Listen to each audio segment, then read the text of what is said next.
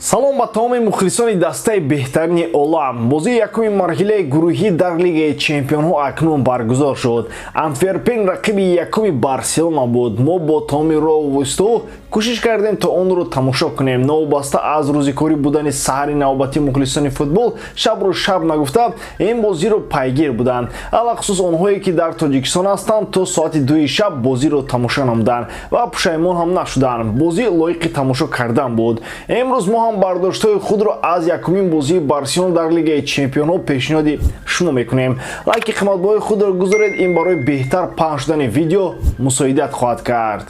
Дӯстон, тамошои бозиҳои Лигаи Чемпионҳоро бо сарпарасти видеои мо ширкати Якикс бозам ҷолибтар гардонед. Дар он ҷо регистратсияи осон, пур кардани маблағ аз тамоми гӯшаву канори дунё, вале аз ҳам муҳим бонус то ҳаҷми $100 дар аввалин пардохт бо промокоди TG Barca. Ссилкаи бозӣ дар комментарияи ин видео.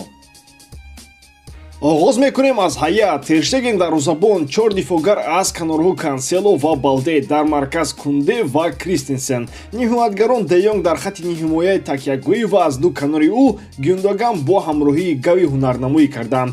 Дар ҳамла Левандовски дар марказ ва аз ду тарафи ӯ Жоао Феликс бо ҳамроҳии Рафиня бозӣ мекарданд. Ямал ва Торес бо ҳамроҳии дигарон дар захира монданд. Ромео ҳам дар ин бозӣ дар ҳайати эҳтиётӣ буд. Ба фарқ аз бозӣ бо Бетис, Хави дар ҳайати асосӣ ду тағйиротро ворид кард. Дар марказ Гюндо ба ҷои Ромео ва дар хатти ҳамлаи канори рост ба ҷои Торес Рафиня ба майдон баромад. Маълум мешавад ки барои чӣ дар бозӣ бо Бетис Рафиня дар ҳайати захиравӣ монд. Хави мехост ин футболбозро барои бозии якуми Лигаи Чемпионҳо дар ҳолати хуб нигоҳ бидорад.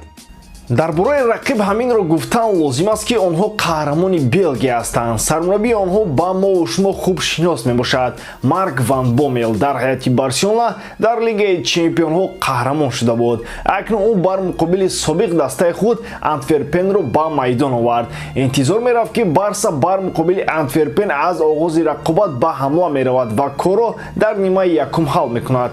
Ҳамин тавр ҳам шуд. Голи Жоао Феликс дар дақиқаи 11 аз паси Гюндоган ин андешаро тасдиқ намуд. Ба фикрам даҳони хетерҳоро ҳамин хел маҳкам мекунанд. Феликс дар ҳар бозӣ сифати олии футбол нишон медиҳад. Дар дақиқаи 19 ба Левандовски паси голбахшо дод ва ҳисоб 2-0 шуд.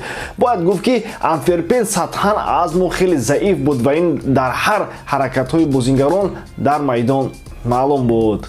Автоголи Баттай алака ҳисобро то дақиқаи 22 калон кард. Дар оғози мавсим ва дар бозиҳои якум ҳамеша ишора мекардем ки дар ҳамлаҳои позитсионӣ мо заифем. Дар ин рақобат мо ҳуҷумҳои хуби позитсионӣ дидем. Ду голе ки дар қисми дуввум зада шуданд, якеро Гави ва дигареро Феликс зад. Беҳтарин бозингар албатта Жоао Феликс шуд. Ӯ дар ин рақобат 2 гол зад ва 1 асист намуд. Барса боз 5 гол зад. Акнун биёед бозиро хулоса кунем. Биёед дар бораи сатҳи рақиб фаромӯш кунем ва аз натиҷа ҳаловат барем.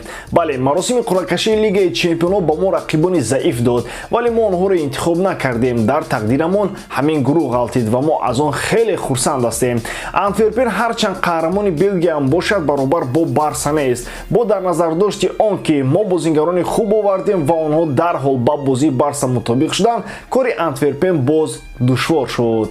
бо чунин Феликс ҳатто Левандовски ҳам дар ҳар бозӣ гол зада истодааст. Ромео ба майдон наомад ва дар ҷои ӯ Де Йонг бозӣ кард. Ҳангоме ки Барселона тӯбро дар ихтиёри худ дошт, Кансело ба маркази майдон меомад ва дар як хат бо Де Йонг бозӣ мекард. Кӯмаки ӯ дар ин минтақаи майдон хеле зиёд буд. Бо сабаби он ки Барса тӯбро хеле зиёд идора мекард, метавонист чунин эҳсосоте пайдо шавад ки хави дифоъгари португалӣ Канселоро дар хатти маркази майдон истифода мебарад. Вале ин тавр набуд. Кансело асосан дар канори рост ба майдон омад. вазифаи асосии ӯ дифоъ кардани ин канор буд ва аммо ҳангоме ки тӯб дар идораи Барса бошад, дифоъ кардани канор зарур нест ва бо дастурии Хави ин футболбоз ба марказ меомад. Инро мо дар бозӣ бар муқобили Бетис ҳам дидем, аммо камтар. аз ин ҷо метавон хулоса баровард ки дар бозиҳои навбатӣ ҳам чунин тактикаро мушоҳида хоҳем кард. Феликс ва Кансело ба бозии Барса озодӣ оварданд. То ин дам чунон менамуд ки тактикаи Хави академӣ аст ва ҳеҷ як нафар наметавонад амалӣ ғайриқолабӣ кунад. Феликс дар хатти ҳуҷум бо импровизатсия, яъне эҷодкории худ ба бозии Барса як нав сиру асрор бахшид. ғалабаи якум дар Лигаи Чемпионҳои мавсими 2023-24 муборак бошад. Бигзор задани 5 гол ба як анъана табдил ёбад. ба ҳамин тамом боридам ки эҷодкории ман ба шумо писанд меояд. Дар ҳама ҳолат Барселонаро дӯст доред ва канали Барса TGро дастгирӣ намоед. Дастгирии шумо пешравии мо. Бо шумо мисли ҳар вақта Муҳаммад Гайров хайбатиоча дар паноҳи Аллоҳ.